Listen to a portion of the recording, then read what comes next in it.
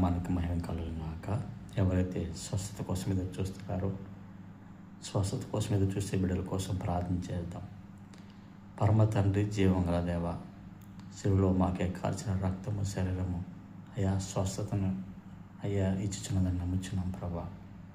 యెహోవా రాపా స్వస్థపరిచి యెహోవాను సెలవిచ్చిన దేవ, నజరుడైన యేసు నామములో ఎవరు ఏ సమస్యను బట్టి నాయన, ఏ రోగం బట్టి, ఏ శాపమును బట్టి, ఏ ఇబ్బందిని బట్టి, ఏ అనారోగ్యాన్ని బట్టి నీ ముందుకు వచ్చి మొరపెడుతున్నారో ప్రతి బిడ్డ జీవితంలో నజరుడైన యేసు నామములో స్వస్థత ప్రకటిస్తున్నాను తండ్రి. అయ్యా ఈ లోకంలో ప్రభా ఎవరు చేయలేని గొప్ప అద్భుతం నువ్వు చేయగల దేవుడు తండ్రి.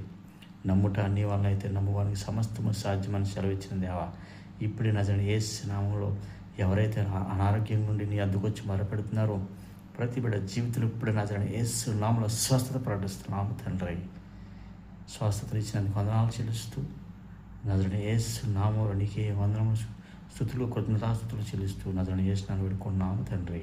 Amen, amen, amen. అందరికీ వందనాలు.